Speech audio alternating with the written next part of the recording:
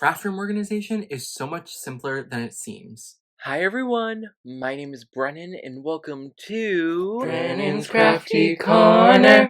Hey everyone, my name is Brennan and welcome to my YouTube channel. Today I'm doing a collaboration with one of my best crafty friends, Caitlin, and we're going over Craftroom organization. She is more so giving you a tour of her craft room after some ideas and ways have been implemented, and I'm talking about some ideas to get your craft room in tip-top shape. But let's be honest, our craft rooms don't have to be Pinterest ready. Mine is certainly not.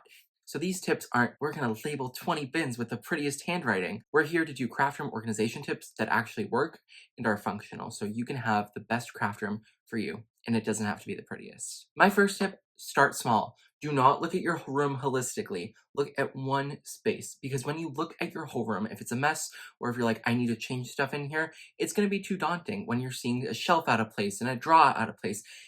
You're going to get discouraged. So what I like to do is pinpoint one very small area. And I'm not even talking a whole set of drawers or a whole bookshelf. No. I'm talking one drawer or one shelf on that bookshelf. That way I can see change really fast and it keeps me motivated to keep going. When you need to like hype yourself up, like, okay, I'm going to do this today, it doesn't end up working for most people. So I like to keep it simple, keep it small. I think that's probably the best piece of advice. If you get anything from this video, keep it small. So as you're organizing, you're inevitably going to find stuff that you don't like, you might want to get rid of, or you feel overall that you just need to get rid of stuff. That's normal. That's okay. I destash. I know many of you likely destash. One of the best ways to do this for me when I'm destashing is to start with an area that I don't like. What I mean by that is if there's a product that I don't use all the time, or if there's some hobby that I used to have that I don't do anymore, that's the best place to start. So for me, whenever I'm destashing, I go straight to the pattern paper. I'm sorry, I know I'm offending y'all, but I don't use pattern paper that often. Occasionally I do. I just made a bunch of card bases with this paper from Lawn Fawn. Very pretty. I love it. But I just don't reach for pattern paper that often. So it does not make sense to me to have bins upon bins upon bins of it. So when I'm destashing, it's really simple to go there and be like, oh, it's really pretty, I just don't use it. And it's easier for me to get rid of it. It also helps when you have someone to give it to, so that's like a bonus point.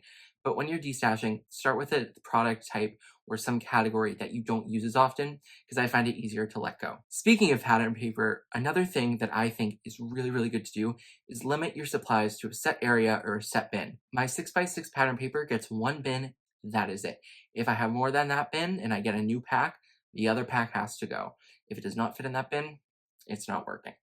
That's because, like I said, I don't use pattern paper a lot, so it does not make sense for me to have a ton of it. So if there's something that you don't use a lot and you might want to have it on hand in case the project calls for it, keep a small stash of it. That's all you need.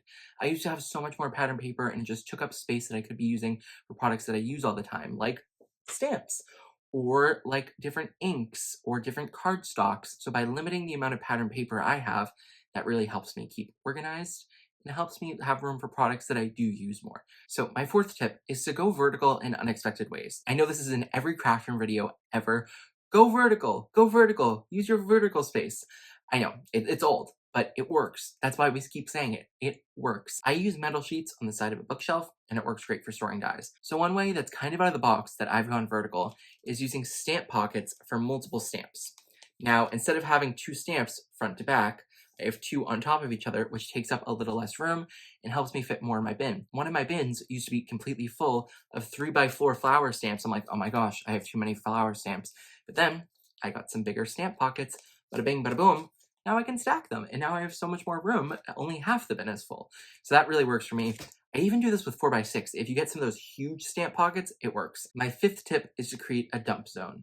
Sometimes you're not going to want to clean your desk after you use it, or you're not going to want to put a product away. That's totally okay. But if you create a little space that you can put products in, it'll be much easier to put them away. I don't do this yet for my crafting items, but what I do use it for is my records. So if you don't know, I'm an avid record collector. I have, I think, close to 300, if not more. They're not all in Discogs yet. But something I do is that I have a small room in between my record player and my printer. And if I don't want to put a record away because it is on the other side of my craft room, my storage from their player, I put it right next to that space because they can stand up there and they won't warp by being tilted aside or flat.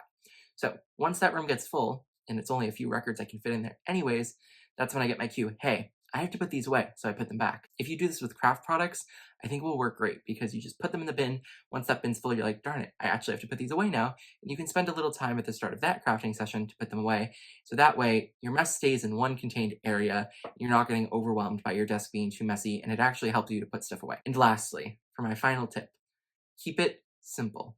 You don't need to go crazy. You don't need to get custom labels made for your bins, but if you want to do that, go for it. Do something that is functional and works for you and is easy to clean up. Pretty stuff is pretty, but that's not always functional. When you have bins stacked up high with the prettiest labels possible, that's not going to help you when you actually have to go put stuff away. It might be nice to look at, but it's not functional. Think functional first. That is super important when having a craft room because you need it to function for you.